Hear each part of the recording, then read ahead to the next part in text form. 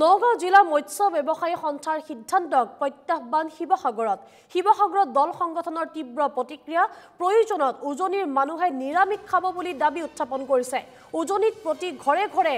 পুখুৰী আছে জাতীয় সংগ্ৰামী সেনা আৰু অনুসূচিত জাতি ছাত্ৰ সন্থাই এই মন্তব্য আগবঢ়োৱা পৰিলক্ষিত হয় আৰু যেহেতু দেখিবলৈ পোৱা গৈছে উজনি অসমত বিশেষকৈ শিৱসাগৰ নাজিৰা ডিমৌ ইত্যাদি অঞ্চলত মিয়াহাটাও অভিযান যেহেতু আৰম্ভ হৈছে তাৰ পাছতেই এনেধৰণৰ সিদ্ধান্ত গ্ৰহণ কৰা পৰিলক্ষিত হ'ল নগাঁও জিলা মৎস্য ব্যৱসায়ী সন্থাৰ তৰফৰ পৰা উজনিলৈ মাছ ৰপ্তানি নকৰে বুলি এক প্ৰকাৰ সিদ্ধান্ত ঘোষণা কৰাৰ পাছতে এইবাৰ দল সংগঠনে তীব্ৰ প্ৰতিক্ৰিয়া প্ৰকাশ কৰিছে প্ৰয়োজনত উজনিৰ মানুহে নিৰামিষ খাব বুলি দাবী উত্থাপন কৰিছে আৰু উজনিৰ প্ৰতি ঘৰে ঘৰে পুখুৰী যেহেতু আছে আৰু তাৰ বাবে এই যে সিদ্ধান্ত গ্ৰহণ কৰিছে সেই সিদ্ধান্তত উজনি অসমৰ কোনো ধৰণৰ ক্ষতি নহয় বুলি এক প্ৰকাৰ মন্তব্য আগবঢ়াইছে আৰু জাতীয় সংগ্ৰামী সেনা আৰু অনুসূচিত জাতিৰ ছাত্ৰ সন্থাৰ তৰফৰ পৰা এই মন্তব্য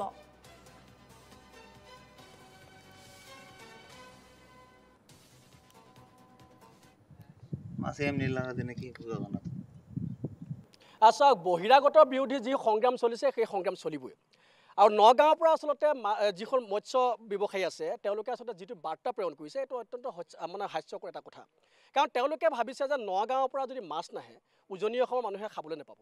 মাছ খাবলৈ নাপাব সেই কথাটো হ'ল তেওঁলোকৰ এটা ভ্ৰান্ত ধাৰণা তেওঁলোকৰ ভ্ৰম কাৰণ আমাৰ উজনি অসমতো মৎস্য উৎপাদন হয় আমাৰ উজনি অসমতো বিল জলাশয় আছে বিশেষকৈ মই নিজে অনুসূচিত জাতিৰ ছাত্ৰ সন্থাৰ এজন প্ৰতিনিধি হয় অনুসূচিত জাতিৰেই এটা উপজাতি কবৰ্ত লোকসকলে মৎস্য ব্যৱসায় কৰি চলে আৰু আমি ভালদৰে জানো আচলতে মৎস্য ব্যৱসায় ক'ত ক'ত হয় কেনেকৈ হয় ক'ত উৎপাদন হয় এই বিষয়বিলাক স্পষ্ট গতিকে নগাঁৱৰ যদি মৎস্য পালকসকলে যদি তেওঁলোকে ইয়ালৈ যদি মাছ নপঠায় তেতিয়াও আমাৰ আচলতে শিৱসাগৰত এটা বাতাবৰণৰ সৃষ্টি হ'ব বা যিটো স্বাভাৱিক আচলতে গতানুগতিক যি পৰিৱেশৰ সূচনা হৈ আছে সেই একেই পৰিৱেশত থাকিব আৰু এটা কথা স্পষ্ট যে তেওঁলোকে যদি অৰ্থনৈতিক অৱৰোধ কৰিব খোজে আমিও অৰ্থনৈতিক অৱৰোধ কৰিবলৈ ৰেডি আছোঁ আৰু এটা কথা স্পষ্ট কৰি দিব কৈছোঁ তেওঁলোকে যিয়ে নকৰক লাগিলে মৎস্য মানে ইয়াত পঠোৱা বন্ধ কৰক বা অন্যান্য সামগ্ৰীসমূহ ইয়ালৈ পঠোৱা বন্ধ কৰক লাগিলে আমি নাখাই মৰি যাম তথাপিও কিন্তু অসমত খিলঞ্জীয়াৰ প্ৰভুত্ব ৰক্ষাৰ কাৰণে আমি যৎপৰোনাস্তি চেষ্টা কৰিম আৰু এই সংগ্ৰাম থাকিব তেওঁলোকৰ এনেকুৱা ধৰণৰ ৰঙা চকু তেওঁলোকৰ এনেকুৱা ধৰণৰ আচলতে ভয় ভাবুকিলৈ অন্তত আমাৰ উজনি অসমৰ ৰাইজে উজনি অসমৰ যিসকল আচলতে খিলঞ্জীয়া লোক আছে এই লোকসকলে অন্তত ভয় নকৰে আৰু ইয়াৰ বিৰুদ্ধে সকলোৱে মাৰ বান্ধি থিয় হ'ব আৰু যুঁজ দিব সেইটো এটা সম্পূৰ্ণ তেওঁলোকৰ ভুল ধাৰণা আৰু উজনি অসমৰ প্ৰতিঘৰ মানুহৰ পিছফালে এটা পুখুৰী আছে আৰু মই ভাবোঁ যে সেই নগাঁৱৰ পৰা যিটো মাছ আহে সেইটো নোখোৱাই ভাল সেইটো সম্পূৰ্ণ মানুহে কৈ বিভিন্ন ধৰণৰ কেমিকেল ইউজ কৰে স্বাস্থ্যৰ পক্ষে বেয়া আৰু এটা কথা ক'ব বিচাৰিছোঁ জাতিটোৰ কাৰণে যদি মানুহে আমাৰ খিলঞ্জীয়া মানুহখিনি যদি নিৰামিষ খাব লাগে খাব কিন্তু নিৰামিষ খালে আয়ুস বেছি বুলি কয় মানুহে আৰু এইবিলাক কথা কৈ আমাৰ উজনি অসমৰ মানুহখিনিক তেওঁলোকে এই ধৰণৰ ভয় খুৱাই লাভ নাই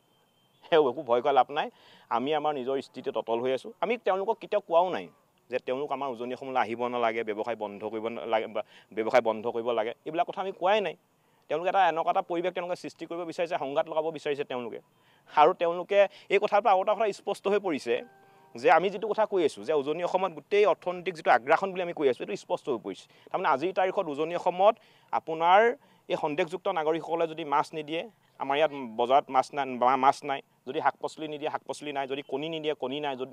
নিদিলে কণী নাথাকে যদি ব্ৰইলাৰ নিদিয়ে ব্ৰইলাৰ নাই তাৰমানে গোটেই তেওঁলোকে অৰ্থনৈতিক এটা আগ্ৰাসন কৰিছে অৰ্থনৈতিক আগ্ৰাসন কৰাৰ লগে লগে আমাৰ উজনি অসমত থকা তেওঁলোকে ভূমি ক্ৰয় কৰিছে তেওঁলোকৰ নিজৰ নামত আপোনাৰ পতা কৰিছে আমি যিবিলাক কথা কৈ আছোঁ যে আমি যিখিনি কথা কৈ বাৰে বাৰে আপোনালোকৰ সংবাদ মাধ্যমৰ আগত কৈ আছোঁ যে আমাৰ খিলঞ্জীয়া মানুহখিনিৰ ওপৰত অখিলঞ্জীয়া মানুহৰ প্ৰভুত্ব চলিছে খিলঞ্জীয়াৰ যিবিলাক আপোনাৰ অধিকাৰ অখিলঞ্জীয়া মানুহ আমাৰ পৰা কাঢ়িবলৈ চেষ্টা কৰিছে আৰু কাঢ়িছে সেই কথাখিনি আজি জল পটপটভাৱে ওলাই পৰিছে আৰু ইয়াৰ পৰা আমি এটা কথা আৰু এটা কথা স্পষ্ট কৰি দিব বিচাৰিছোঁ